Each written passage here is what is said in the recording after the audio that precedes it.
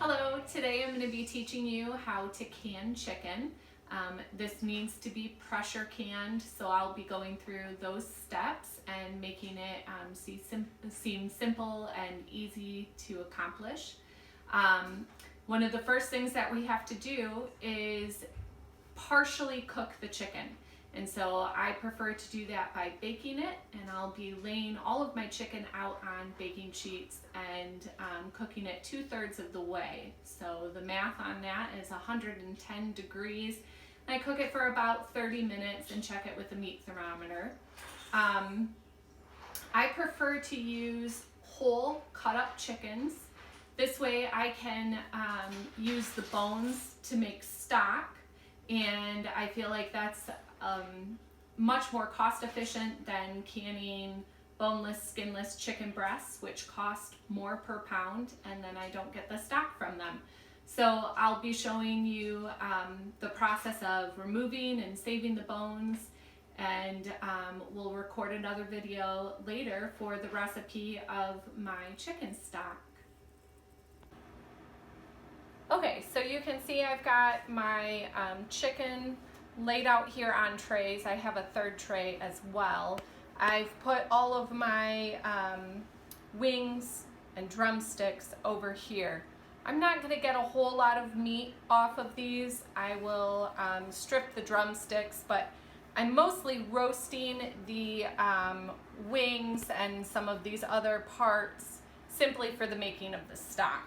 And I'm going to actually be able to put 3 trays in my oven all at the same time on convection roast at 375, and I'll check at about the 25-minute mark and then check again around 30 to make sure that we get to 110 degrees, and the rest of that cooking process will happen while we're pressure canning the chicken.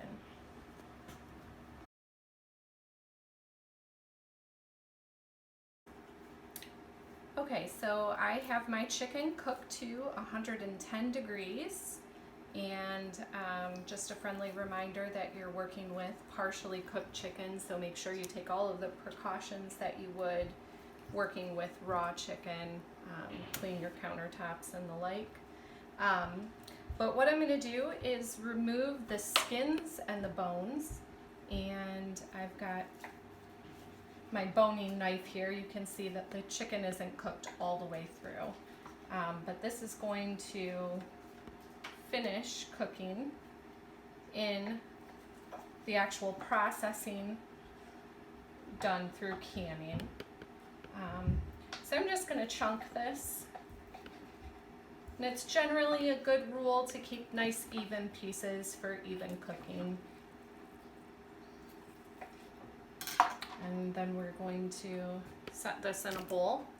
You'll notice I have this pot here, which is where I'm going to toss all of my bones and skin, because I'll be making a chicken stock with all the remaining pieces of chicken, my wings and that sort, that aren't going to yield a lot of good meat. So those just go in there. And if you're interested in making a wonderful, nourishing chicken stock, I'll be doing a video on that, and I also have a video on how to can the chicken stock, but you can freeze it if you don't have the time to can it, or if you don't have a quantity that's worth canning. So you can check out those other videos. Okay, so I have removed all the bones and chopped my chicken, and we're ready to get it in jars. I've heated my lids on this back burner here in this pot of water. So my lids and rings are all right there, and I have my magnetic grabber. And then in this pot I have boiling water, which is just ready to go to pour over my chicken pieces.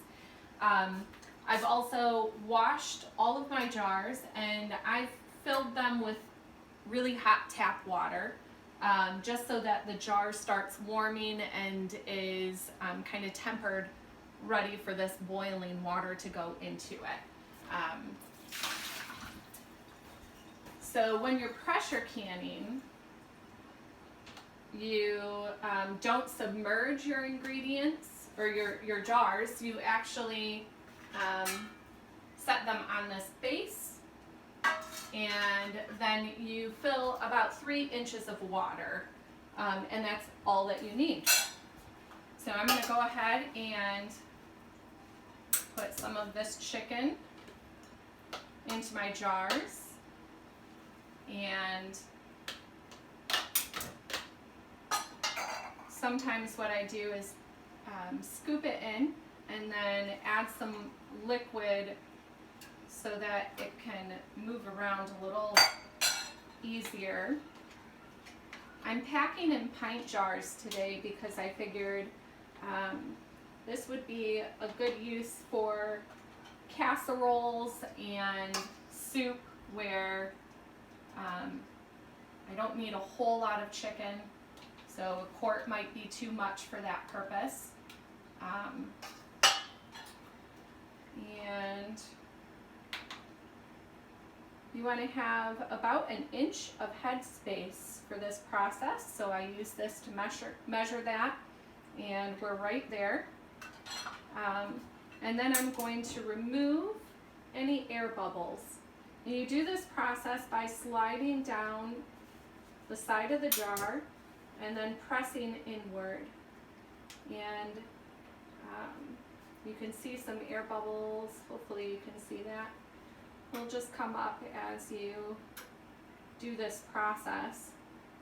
And then what you'll notice is that your headspace will drop some. So you might need to add a little more liquid. But all we're putting in these jars is our cooked chicken, partially cooked chicken, and hot water. Okay, measure my headspace one more time. And then, the step I forgot to prepare in advance is you want to have a paper towel, moistened paper towel, for wiping the rim of your jars.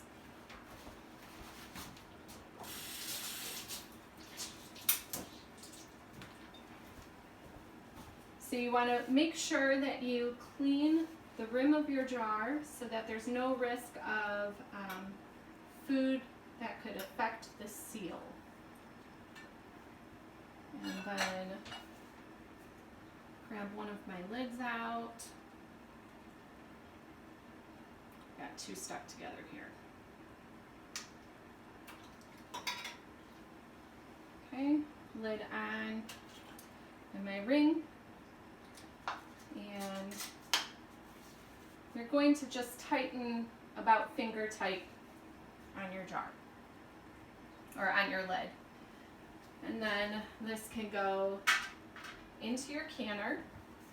And the really awesome thing about the All-American canner is that you can stack your pint jars. And so I'll actually be able to stack 18 jars in here and do those all at once. So it's a great time saver.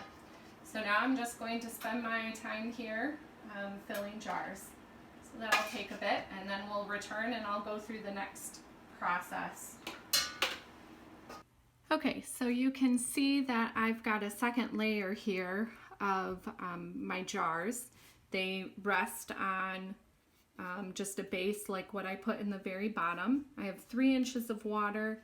There's 8 jars underneath here, and I didn't quite have enough jars to fill an entire canner, but I'm pretty happy with the yield that I got from 26 pounds of chicken. And now we're going to secure our lid by lining up the arrow with the notch here. Sliding that into place, and up come our knobs. And then we're going to tighten this down after we've checked and made sure that the lid is on properly without any make sure that it's not cockeyed or anything like that. And then I tighten parallel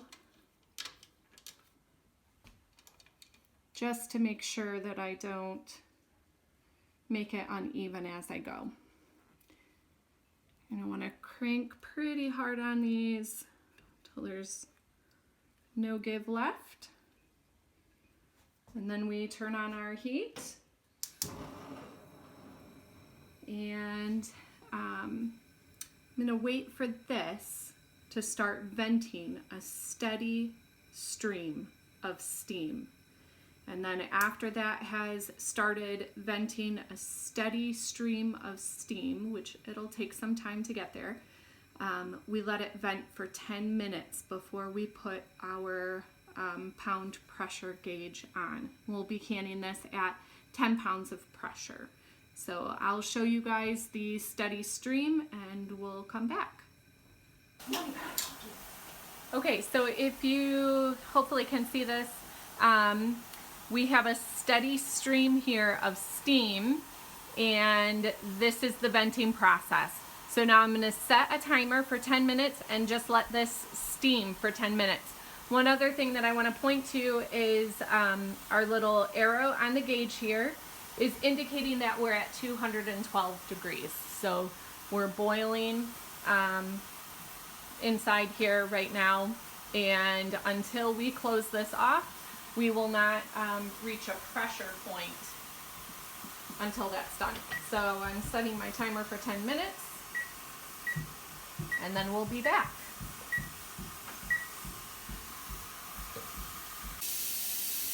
Okay, so we have now let this vent for 10 minutes, and now I'm going to put the pressure on again. This requires 10 pounds of pressure for my elevation. If you're in a different elevation, then the pressure would be different, but for our elevation here, we do 10 pounds. Okay, and that's all. I always wear a hot mitt. If you're risky, you could try it without one, but I'm cautious. So now we're going to wait for this to start rattling. And one other thing that I want to point out is this is already starting to reach a higher temp than the 212. So it was already starting to build some pressure in there as it was venting, but we're going to see this get even higher. It's at about 220 right now. Okay, so you can hear this rattle, and the goal is to have this rattle at least 1 to 4 times per minute. If at any point you go a minute or longer without a rattle, you have to start your process time all over. So I tend to babysit it and just remain in the kitchen during the whole time that I'm pressure canning, because I don't want the risk of it dropping too low below pressure and having to start the processing time all over again. So you can hear it pause, and then it'll come back to a rattle. And you'll notice on your gauge here, we're at 240 degrees. The timer's gone off for the hour and 15 minutes of process time. And then that's when you turn off your heat and you wait for your pressure gauge to drop all the way down so that there's no pressure left. And that takes quite a bit of time, especially with that long process time of an hour and 15 minutes. At this point, we remove our weight, and you can hear that last bit of pressure release. And then we can loosen these, which if you did a good job tightening them, might take a second.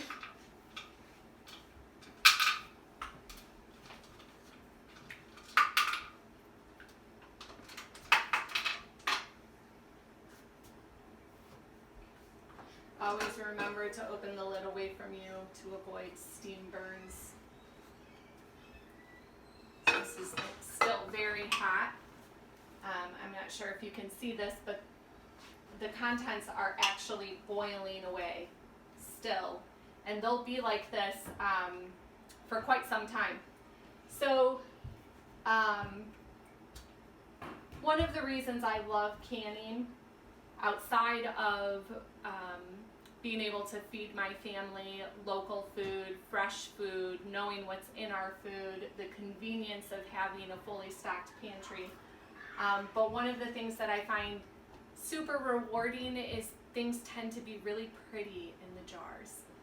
I love my mason jars, and I love how pretty they look all lined up. They're colorful and beautiful. Canned chicken is not the case. It doesn't look super pretty, and it especially doesn't look very appealing as you pull it out. It does tend to settle, and it looks better after it's settled, but yeah, it's not the prettiest thing, but it's definitely a very convenient thing to have already cooked meat that you don't have to worry about temperature control. So our goal with canning meats is to be able to go camping and not have to worry about additional cold storage and having raw meats for extended periods of days and that kind of thing. So we'll have a couple of jars of canned meat with us that we'll be able to pop open and use as just quick meals. You can use this for something like chicken salad sandwiches. You don't have to reheat it. You can just take it out of the jar, drain it, and you have a quick meal. And again, I plan to use it for soups and in casseroles and that type of thing. So there's many uses for it. So this one's more of a convenient thing. It doesn't make my heart swell to look at this jar. It doesn't look fantastic, but it's going to taste great and make my life a whole lot easier. So you're going to want to let your jars sit for 12 to 24 hours before you move them, before you open them and test the seals. These are still pretty hot, but there's no give to these lids. So I have a pretty good sense that all of these sealed well. If there was a bubble, I might be a little nervous, but sometimes there's a bubble and you'll hear it suck and pop down, and you'll get the seal that you're waiting for. So in 12 to 24 hours, I remove the ring and just give a slight pull on the lid to make sure that it's sealed. I wanted to show you how to check to see that your jars have a good seal. So these jars have been sitting for over 24 hours, and you loosen the ring and just give a slight tug. Nothing's budging. So occasionally I'll have a lid that doesn't seal. It just happens. Sometimes there's a flaw in the jar that I didn't catch. I really try and be particular about checking my rims on my jars for any cracks or chips, but occasionally I miss one, or if the ring itself is dented, I reuse these. So sometimes they get a little beat up, and that can affect the seal as well. After my jars have sat, sometimes they have just a little bit of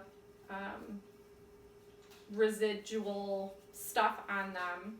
So I like to wipe my jars down really well, all the way around. Sometimes we get like a calcium or a rust deposit on them just from our water. So I clean them, let them dry, and then label them on the top for what they are, because you will surprisingly forget. But this is the chicken that I canned, and then I'll put the date on here as well. So that just helps me with my organization on my shelf to make sure that I'm using the ingredients that are getting a little older versus the ones that I just freshly canned.